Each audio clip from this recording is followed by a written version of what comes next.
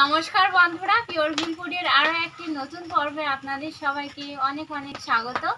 বন্ধুরা, সামনেই তো জন্মাষ্টমী আসছে, আর জন্মাষ্টমী মানেই আমাদের প্রত্যেক বাড়িতেই তালের বড়া বানানো হয়।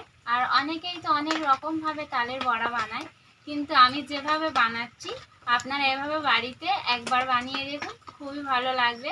আর তালের বড়া বানানোর জন্য এখানে আমি দুটো বড় সাইজের তাল নিয়েছি।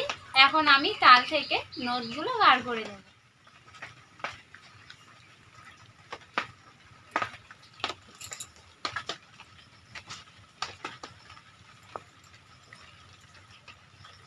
তাল থেকে নোটটা বার করার জন্য আমি এখানে একটা চুবড়ি নিয়ে নিয়েছি। এই চুবড়ির সাহায্যে আমি তালের নোটটা বার করে নেব। প্রথমে আমি তালের খোসাটা ছাড়িয়ে নিচ্ছি।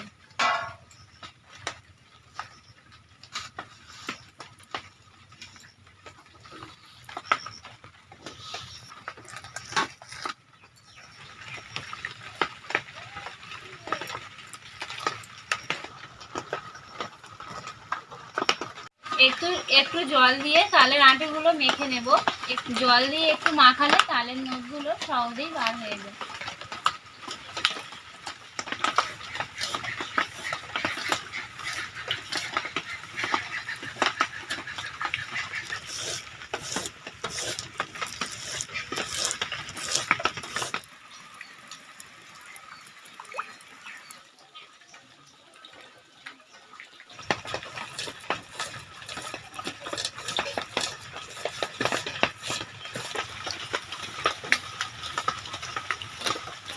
আটি থেকে আমার নোটগুলো বার করা হয়ে গেছে। আর এই আটিগুলো এখন আমি মাটিতে এক জায়গায় করে রেখে দেবো। আমরা গ্রামের দিকে এগুলো এই তালের নোট বার করার পর আটিগুলো রেখে দিই একসঙ্গে মাটিতে।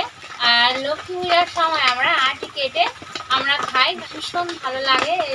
এগুলো কেটে কেটে খাই, এর ভিতরে শ্বাস থাকে। তো এখন আমি এগুলো মাটিতে গিয়ে একসঙ্গে সব রেখে দেবো। আর তালের নোটটা কি সুন্দর পড়েছে দেখুন।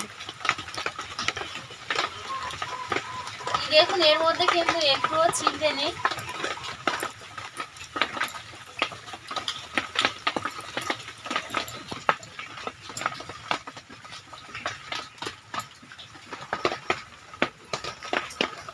বন্ধুরা, আমার তালের নোটটা বার করা হয়ে গেছে, আপনারা তো দেখতেই পেলেন।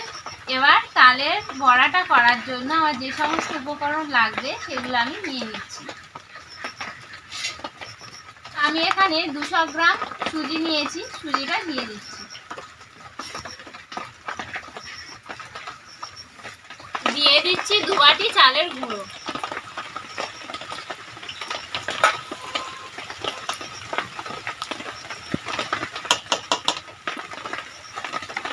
ময়দা 1 বাটি।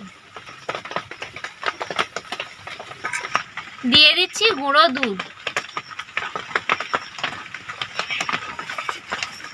দিয়ে দিচ্ছি নারকেল কুচি।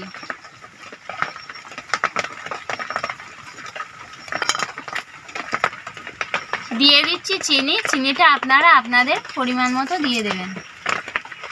কালো জিরে দিয়ে দিচ্ছি। লবণ, লবণটা স্বাদ অনুসারে দেবেন। লবণটা দিয়ে এবার তালের নোটটা দিয়ে দেবেন।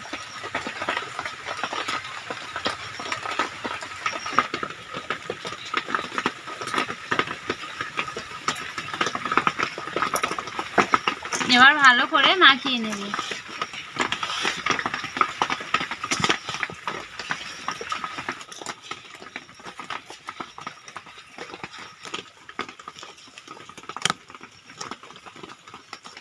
খুব ভালো করে মাখতে হবে। আর যত ভালো করে মাখতে পারবেন ততই কিন্তু বড়ার টেস্টটা খুব সুন্দর হবে খেতে।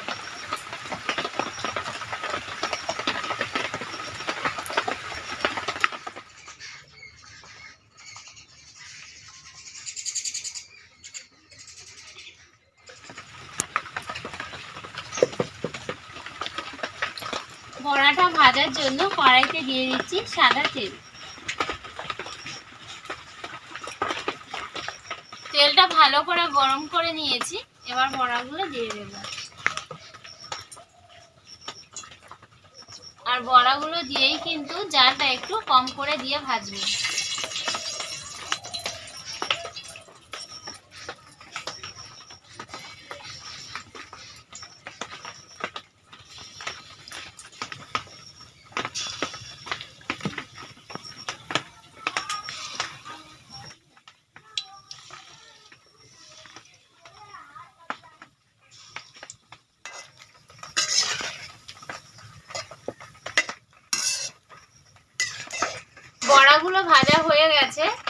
নিচ্ছি।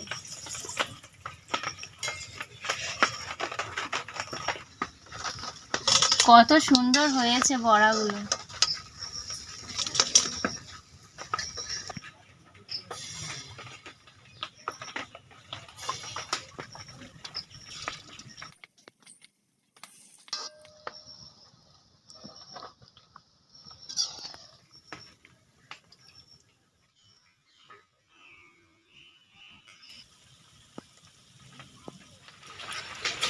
বন্ধুরা, আমার সবগুলো বড়া ভাজা হয়ে গেছে। এই দেখুন কতগুলো বড়া ভেজেছি। বড়াগুলো ভাজতে ভাজতে দেখুন সন্ধ্যাও হয়ে গেছে। এই বড়াগুলো ভীষণ ভীষণ সুন্দর হয়েছে খেতে। আপনারা বাড়িতে এইভাবে বানাবেন। আর আমার এই রেসিপিটা আপনাদের ভালো লেগে থাকলে অবশ্যই করে আমাদের চ্যানেলটিকে সাবস্ক্রাইব করে আমাদের পাশে থাকবেন এবং লাইক, কমেন্ট ও শেয়ার করতে ভুলবেন না। ধন্যবাদ।